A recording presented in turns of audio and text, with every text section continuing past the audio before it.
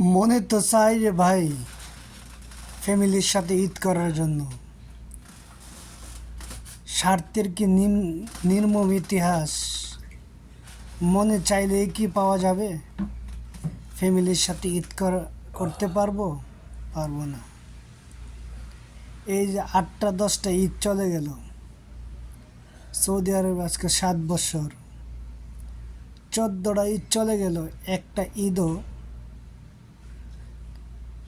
ঈদ করতে পেরেছিলাম, রোজার ঈদ।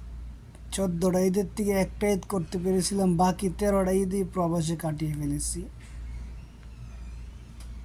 কিভাবে কাটাইছি, কিভাবে ঈদ করছি তাও নিজে বলতে পারি না। 13টা ঈদ চলে গেল, কিভাবে চলে গেল তাও জানি না।